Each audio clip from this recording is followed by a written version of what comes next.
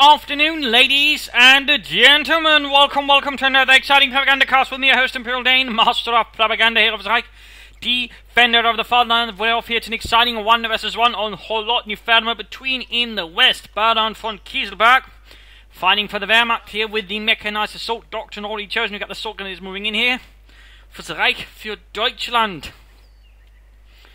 For the 3rd Panzer Division going up here versus CCarts 03, fighting for the Commonwealth, for King George. And the 8th Infantry Division here with Royal Engineers supporting it. We also got Doc Bulletins here for Infantry, Cromwells and Comets versus Baron von Kieselberg, who's got all Grenadiers here. So a few things there. 2 infantry sections out here for CCarts, whereas Baron von Kieselberg is moving ahead with their assault Grenadiers, following up with regular Grenadiers. As for units heavily equipped with submachine guns, that was a bit of a rarity in the German army. Not usual common equipment. Some field Grenadiers had, but those ones that were actually supposed to have assault rifles couldn't get it. Otherwise, it was a bit more, I think could have been having your case-to-case basis, but generally not standard equipment there. Got barbed wire going up for the Pioneers, denying cover here to the British right in the centre. Grabbing munitions, but not enough going straight for the fuel there. Interesting move there by Baron von Kieselberg, CCarts in the hand, having none of that, he's going straight for it. Going afterwards for the munitions. He could probably lay up some sandbags right here by the point, denying it to the enemy, also ensuring he's got some cover here with this. Otherwise, very little. I mean, that would give him a huge advantage here in any engagement in this area. But it looks like CCarts does not aim for that. Instead, we've got the Pioneers under fire. Again, more cover than denied to the enemy. Got an MG40 arriving. Assault goes swinging northwards there, going for sort of bit of easier territory. Is also spotting ahead there. Vickers following up, and we got rapid tech up there for CCarts. Not even 2 minutes have passed, and he's hitting tier 2. Vickers sneaking in there rather aggressively. Pioneers going for the car point. Very bold there, very bold. Your forces have constructed a platoon command post. And that's really so far the only actual engagement we've seen here between the two sides. That's the Pioneers here, and there we go, suppressed. They couldn't quite run the point neutral. I mean, they might be able to, but they're going to suffer quite a bit. There we go, but he needs to retreat, and there we go. Poor Reinhardt, already dead. We got infantry section moving in. We deal with them. The MG42 finally arrives here for Kieselberg. Infantry section pushing ahead, then pushing up the building, sitting up and spotting a hit here, ensuring there's no one nearby. And also making it harder here for Baron von Kieselberg to move out in that direct area. They've got soldiers here flanked out, and they almost got the Vickers. They almost. Good lord. Nicely done here by Kieselberg. Nicely done here. Also good use of the sprint there to surprise them. There go another sprint. They're rushing against the infantry section. Quick into the building. Sergeant Steiner leads his men to victory. There we go. Sort of rushing back and forth, ensuring the British can't easily take up position in that sense. The assault gunners do have a bit of advantage versus an infantry out in the open. So again, they can't really just fight very effectively there. So, I mean, if we can sort of catch them and they're not already in cover, the assault gunners actually have the advantage here. So that's sort of a little fun detail. Of course, got a response here from CCarts to the universal carry on the way, which the assault gunners will struggle with, but they already hit veterans who won there. 5 kills for the fatherland. Good Arbeit going here for the car point. Also good work there by CCarts. And a mortar on the way for Kieselberg, preparing for sort of dug-in enemies. Of course, the Vickers here could certainly make it useful. No, he's just cutting off. He's not trying to take it. He's just cutting off. Then going for the fuel point, the point of bigger interest there for Baron von Kieselberg. He's using his MG40 aggressively. He must be pretty confident there's absolutely no one here. Otherwise, moving in the MG40 like that is a bit suicidal. But of course, we've got the infantry here returning a favour to Kieselberg. Then we've got Grenadiers, Pioneers moving for still sides. And here, universal carry engaging the assault Grenadiers. I mean, he's got the tech up, he doesn't quite have the munitions also really upgraded yet, otherwise he probably would upgrade it with the Wasp to sort of, burn away at the assault gunners, in which case he'd easily have the advantage. Vickers in the church. Anglers are taking trouble. Heavy dash, there you go, flame for our Pioneers. Turn the tide for von Kieselberg there around his fuel point, pushing back the Tommies. And there we go, assault gunners basically overwhelmed here. They simply can't master the fire-part range, so all he could do there is run to the point neutral before hitting retreat, but nonetheless. What Baron von Kieselberg is doing is basically trying to harass and deny CCarts as much fuel as possible, thus slowing down his teching, allowing Baron von Kieselberg to push ahead, maybe get out some armor of his own first. So not bad there, not bad. And there we go, Wasp variant being prepared here for CCarts, Pioneers assaulted by the Vickers. We got a Sapper on the way there for CCarts, Sapper team, troops reinforcing here, and Another grenadier squad there for Baron von Kieselberg. Multi-fire on the victors in the church. And then we're going before two. Flanked by the Wasp. Not the best surprise to have there. Scheiße! A flamethrower behind us! Why weren't you paying attention, Heinz? I'm sorry. Just didn't expect a flamethrower from behind.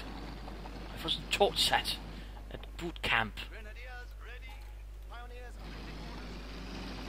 Just swiftly pulling that one back before anything surprises us. We also got an anti-tank and ready for CCarts. Probably worrying in case the 2-2 is called in, so trying to hunt down his universal carrier. Not a bad idea. Not a bad idea at all.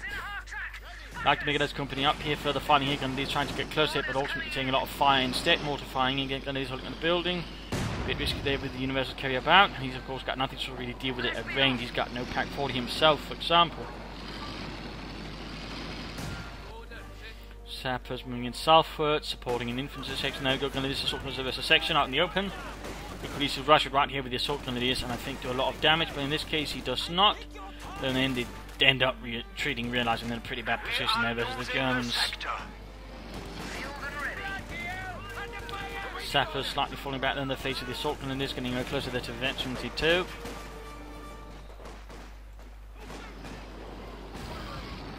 Universal carrier, while they saw sort of many variants, many upgrades. There was the flamethrower event, there's one mounting machine gun, there one's mounting anti-tank guns, very small ones for the British. They were in German variants, since they actually captured quite a few around Dunkirk, so they would actually have some where they basically upgraded them with a Panzerschreck, so to make small Panzerjägers out of them. They actually fought in Normandy. Little fun fact there. Oh dear, not Panzerfaust. They're not touching what's going on here. Oh, Scheiße. What happened there? And wiped. Oh dear. It's not fun for Kieselberg there. Not entirely sure what happened. He's almost got the universal care, but sadly not. Instead he ended up losing Grenadier Squad. We got a 2-2-2 there on the way. Also another fun fact about the universal carry. It was also used by the Soviets actually. It was used for some of the reconnaissance elements and the likes. Der Roter Rasvedki. So, little fun detail there about the universal carry, which actually saw quite some usage on several sides and fronts. And he's pushing southward, so 2-2 on the way, no Pack 40. Scout car has arrived. The Stockton is very close there to T2, very close.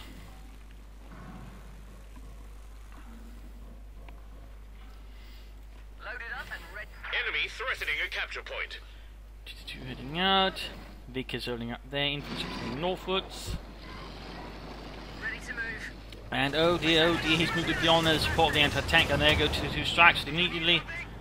Like the vengeful car. But no, there was actually an anti-tank supporting it. Oh dear, clever there, not bad, but ended up losing the 2-2. I'm not entirely sure that was a trade or quite worth it. It wasn't a complete loss either. I mean, they're rather close to each other in cost in some senses, but you know, generally you want a bit more out of your scout car than that. Whoa.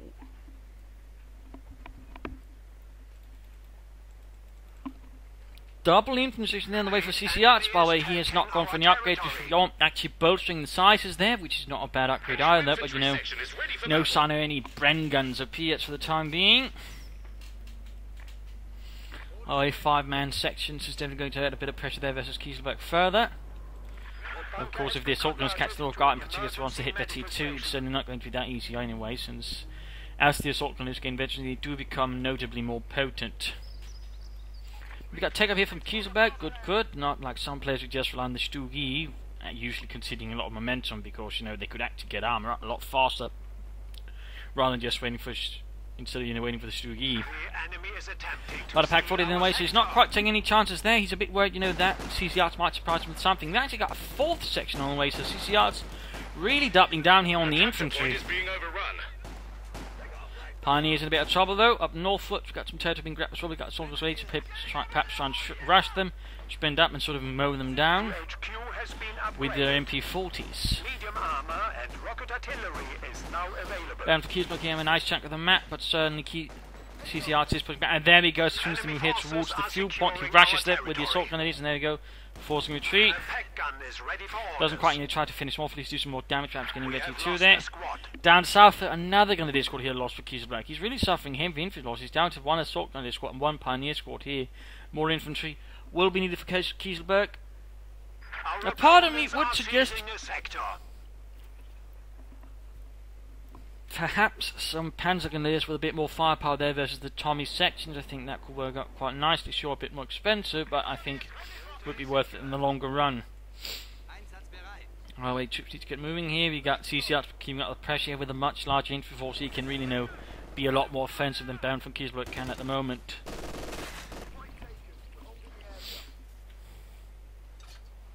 Of course, Kieselberg might want to get the support corps as soon as possible to get out some armour. CCarts still has yet to take up. Of course, a lot of resource has gone towards all their infantry.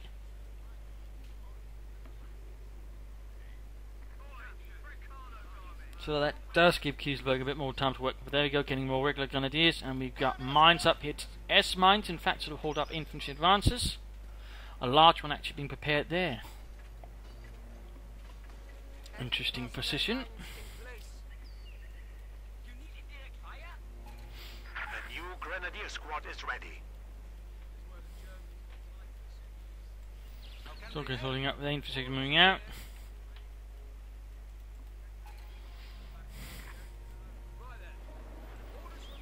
Preparing for a large push by the looks of it. You got sort of double sections, or whatever you could call them, sort of attacking from the north and the south, trying to hit Kieselberg at several points. Back up, we got Telemann being paired here. His mines was easily dealing with the S mines, the M42 know what to be seen. You could try and rough grenade, hope the S mines will go off around the sappers, killing them that way. Flamethrower party trying to deal with the infrastructure there. We got the M4 needs to turn around here to deal with it, but looks like still occupied with the M because there. That's also dealing with infrastructure, but at the same time getting flanked there by sections inside the building. They are better too though, so they are more lethal, but they're already suffering quite stacking losses against the British infantry. With a might get a wipe, they might get a wipe, Oh, there we go, wiped, annihilated, taught, kaput, and troops here halted as well. S mines do seem to have gone off here by the looks actually to a rough grenade, so well done there by Baron von Kieselberg. We've got a replacement section already on the way for CCRT. He's not trying to take up as of yet, or get any up. Oh, never mind, we got grenades, and that's certainly going to help out a bit. And at the same time, though, Baron von Kieselberg is getting out armor than before CCRT. We've got the support armor core up. So you'll definitely, I think, be enjoying the armor advantage there over CCRT. The enemy is taking our territory. So good news for him there. There's something to do with the section, rough grenade off. And light machine gun joining in as well.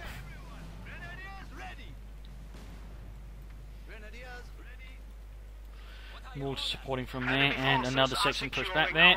Still, CCarts has got a nice chunk of map. In fact, he's got full map control, more or less. And another section. He's actually going for 5 sections. That is pretty rare there, but CCarts might be feeling pretty damn confident if he's willing to go for 5 sections. Now that's not something you see very often. They could easily resort in a heavy manpower lead once Baron von Kieselberg gets something out there from support armor corps. So it is a pretty risky move here by CCRT. The enemy cut our supply line. And I'm surprised he's not checking for armor here. An infantry section of Tommies has been trained. There go soldiers, they're getting behind them. Could get a wipe there, could get a wipe there. Literally 2 MP40s, and there we go. Taught, kaput. Almost veterans free by now. They're definitely proving their worth. But there we go. Grenadiers moving straight into a large British force. And quickly beating a very hasty retreat there. Light artillery barrage at your command. Not too good there. And there we go. Panzer 4 on the way for Baron von Kieselberg. Panzer 4, Panzerkampfwagen 4. Our opponents are seizing a sector. And the assault has basically got the entire south more or less open to them. So they can do a lot there against CCR. It's good work. More infantry, I think would be a good idea there for Kieselberg. Check to sneak about then face of the assault grenadiers. The enemy is attempting Grenade barrages there. Neither side really having much of an impact on the other. Section advancing, grenades going down.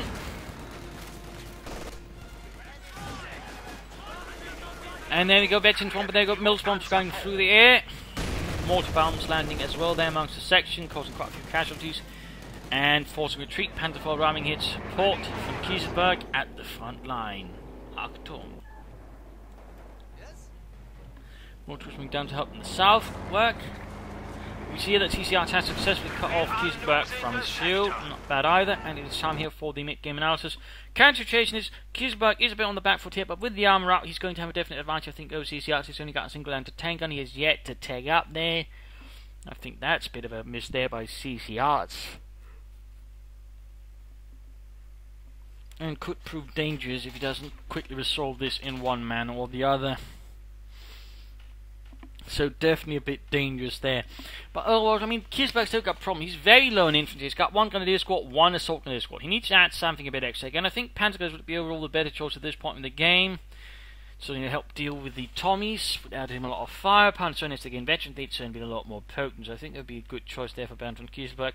Otherwise, I think you should consider getting a still good support the Panzer IV. I mean, British armour does tend to be particularly the higher tiers, and again, we do see he's got bulletins for comets, have a bit more armour, so in that sense, a Stu G would be a very good sort of option for supporting the Panzer IV in case he does get something like that. So I think that's something that Kieselberg should consider investing in. Otherwise, fuel caches would be good. I mean, he could eventually go for a Tiger tank, but I definitely think he should then go for fuel caches if he's really intending that. But otherwise, get more infantry is right now, I think, the primary priority for Kieselberg. And pushing back against CCarts, also getting the most out of the assault gunner squad here, I think would be good. In particular, get to Vetchi 3, he could really make life miserable for CCarts infantry. For CCarts, right now, he needs to take up, get some armour out. A part of me saying maybe get a Cromwell first, then sort of go for a Comet, but I'll wait. I do think, he should try and aim for a Comet as soon as he can, because that would really give him an advantage there versus Kieselberg's armour. And the lamp sort of pushed back, plus for the grenades, he's sort of got a few more options there. Also an idea with all the infantry there, I mean, really I'm surprised he's not getting a weapon rack and trying to get some upgrades there, so a few munitions caches perhaps, but otherwise, get some Bren guns up on those sections and sort of really begin pushing back at Kieselberg that way as well would be really good there. Would give CCarts quite there a thrust. And also, find some way of using the Doctor. I mean, he's got rolling engineering, but so far there's been absolutely zero usage of it. Not really what I'd call particularly good or encouraging. And certainly at the moment, it's just not one that really sort of gels well with his infantry progress. I mean, I think he had Commando Doctrine. That would have been a lot better actually to support him, particularly with all the infantry section there. So, some problems I think for CCarts, some problems there. The Doctrine is certainly not helping him, which is unfortunate. But let's return to the fight and see what actually happens between these two stalwart fighters.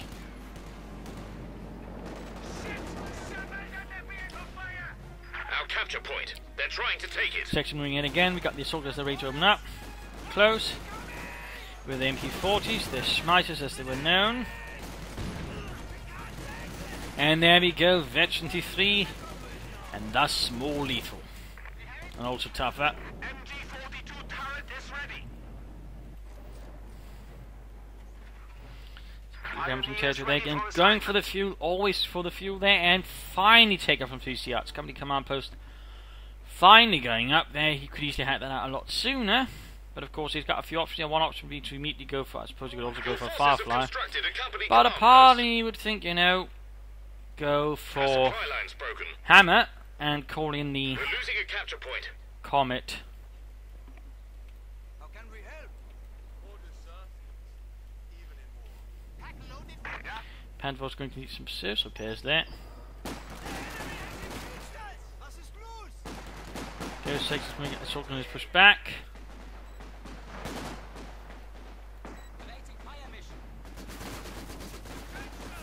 There's a bit of trouble, infantry moving ahead there. Nicely supported here by anti-tank guns Vickers. Good assault here, could do with a bit more, I think. And Mills bombs as well. Oh dear, poorly timed, That was damn close there for Kieselberg. Damn close, well, more specifically his grenadiers. He's getting more infantry though, just more grenadiers. Again, I do think Panzers would help a bit more, but Kieselberg, of course, is free to disagree. Which he is, in a sense, though of course not actively. Section there pushed away. Fuel points secured again. Overall, CCarts pushing back more aggressive now. Again, he's using all the infantry as much as he can to sort of try and push across a broader front. Instead of just trying to ball them all up and you just throw them at Kieselberg like that, which would actually be a lot more nasty. He's actually trying to use them sort of numerically to really push across the entire map. But Kieselberg's going to have a lot harder time actually reacting to that many infantry squads. In that sense, I mean, CCarts is making very good use of infantry. In this case, actually punishing Kieselberg for not having enough machine guns or the likes of creating more defensive zones to sort of punish that kind of strategy there. So nicely done there, but CCarts, of course, not without its issues. And we got a Firefly on the way there. The Sherman Firefly with its 17-pounder gun. Vickers ready, and trying to sprint. There we go, there we go. Damn close, but manage it. Going straight for the Vickers team. Could he wipe? Could he wipe? No, go straight off the anti-tank and stay in the Vickers base without to escape. But of course, thinking perhaps that the 6-pounder gun is a much juicier and tasty target. And there you go, wipe in a matter of moments here. Meanwhile, southern point being secured. And there we go, Firefly out. Getting the tank commander up front would be a good idea there. And instead he's going for the tulip rockets. The tulip rockets were mounted on some Shermans in sort of relation to crossing the Rhine, but that was about it really. Never saw any sort of greater usage. So there we go though. Lieutenant Pym's joining in the fight there in his Firefly. Ready to shoot some Huns to bits. There's a section.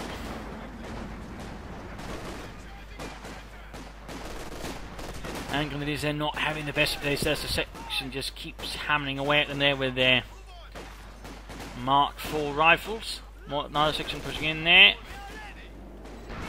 Panther striking there against the section here. Firefly not moving up support here. I mean, considering he went for it, he's been a bit passive there with it. But there you go, good hit on the Panther IV, good hit there with the 17-pounder gun.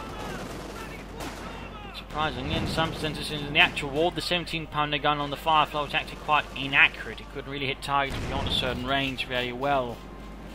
So while it had the firepower, it really lacked the accuracy. Which is partly due to the awkward design, since basically the 17-pounder gun was too big for the turret. There goes section pushing ahead, demonstrating front of the MD-42. Firefly not moving ahead here, not really helping. Which rather begs the question, why did CCarts go for it? Cromwell would have been better, or you know... I think he could actually just play it straight for a Comet here. That would overall done a lot better as well. So it just feels like, you know, a series of weird choices there for CCarts at the moment. He's gone for a Doctrine, he's not really using, he's gone for the Firefly, which he's not really getting much done either. I mean, it certainly can help there versus the Panther IV, but he's not really pushing it as much as I'd like to see. Also, fuel catches up here for Kieselberg, so he might actually be planning for a Tiger here. So he's actually that way planning ahead, then building up more fuel. Good work, good work.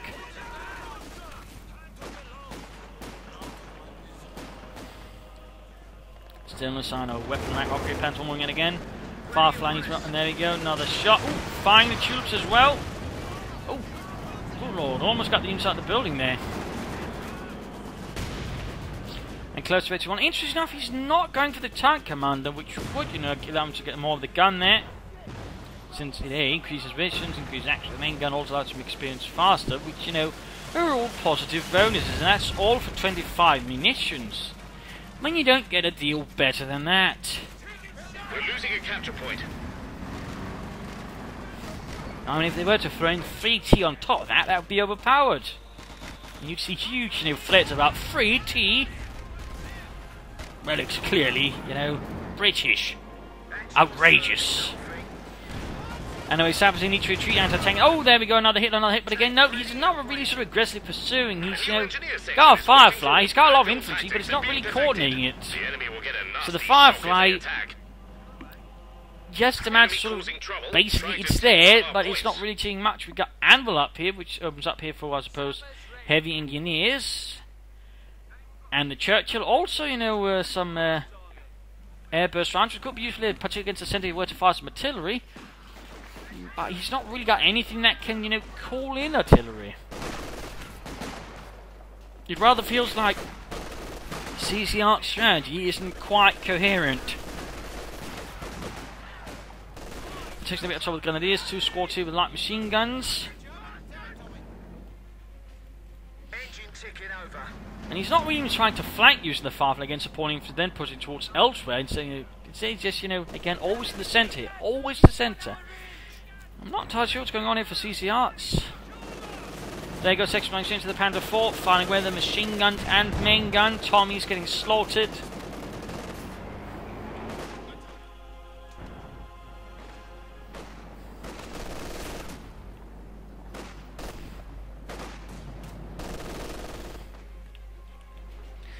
Assault grenades move southwards.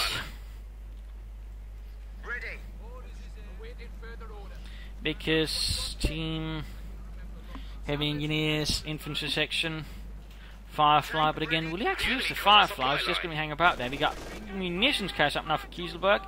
Wonder what could be behind that thought. And again, Firefly just doesn't achieve anything. He can actually do something, but he's just, you know, he's doing nothing with it. Which really begs again the question, why did he go for it? I mean, if he'd gone for Cromwell, he'd probably be having a better investment, because he'd be doing a lot more with it. Instead, he's wasting sections, while the Firefly is just collecting dust.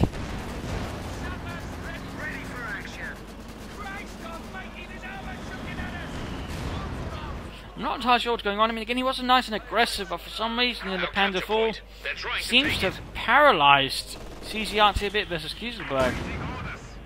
That's sort of the best explanation I can sort of think. And even with the Firefly out there, but, you know, nothing really happens.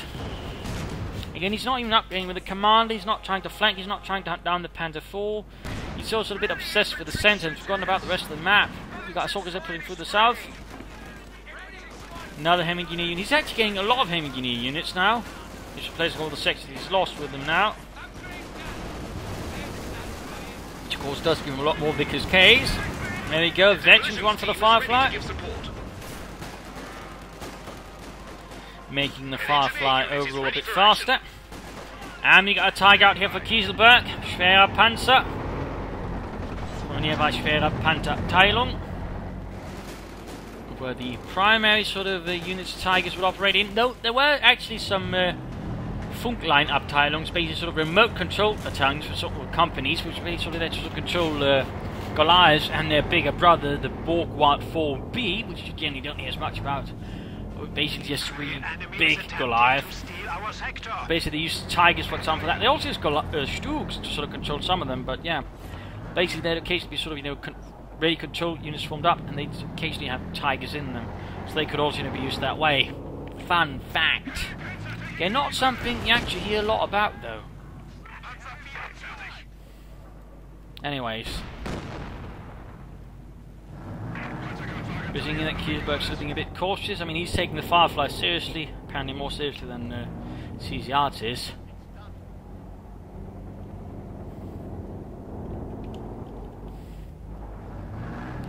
Of course, one thing about the Firefly is the British never really had enough of them, which is basically why they sort of just spread them out amongst all the other armoured sort of platoons, basically sort of one per platoon, then the rest would be 3 Shermans, and that way they sort of, you know, organise them, to sort of ensure that we're somewhat enough to sort of go round.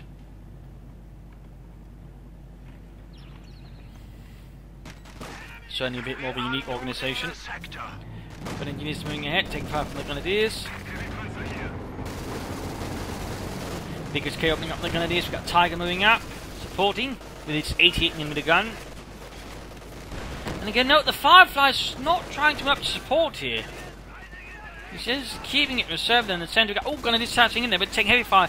And basically, he's focusing down the assault Grenadiers first here. Not a bad idea. They're probably the ones who do the most damage there. Also, ones who would take the most in the longer run. So, focusing down first is a good idea there. Very well done there by CCarts. Kieselberg then need to fall back again. 2 Vickers Ks and a section there. Overall, too much firepower. I mean, do not take the Hem Engineers lightly. They are slower, but they're also more armoured. Actually, they have more armour than a shock trooper squad, which I'm not entirely sure is how it's supposed to sort of make sense. I'm guessing they're just lugging around huge bags of Tia's body armour. That's really the only way I can make sense of that. As for the closing MBT 2 section pushed away. Again, Firefly doing nothing. He's getting a Churchill now. I mean, if both of those to go, would be quite good, you know, but I still can't help but feel, you know, that CCR's been using this Firefly way too passive, and really conceded a lot of the fight here to Kieselberg, which then be able to take things a lot more in his own pace, and allow to build up more armor, and overall just grab a lot of the map. There you go, Firefly moving in. Good engagement there versus the Panda 4. No Tulip Rocketeers, simply Panda 4 pulling back. Again, no tank commander, Also note you go back to calling in the anti-building flame mortar support here. And really that has got to be one of the most awkward ability names. Anti-building flame mortar support. Would we just call it incendiary mortar support? No. That's not the British way. Actually, it sounds surprisingly German. And there we go, Firefly not hit, Tiger going straight for it. Firefly had already gone a bit too close to the Panda 4, Tiger was straight at it. I mean, overhead again, used a bit more aggressively, could have had, a better position, more veterans here overall, I think, before the Tiger arrived, but instead, it never quite happened. Now it's got the Churchill up, which is something, but now there's a Panda 4 and a Tiger, plus several anti-tank just to sort of deal with the Churchill, which rather means there's limited foothold here for the Churchill.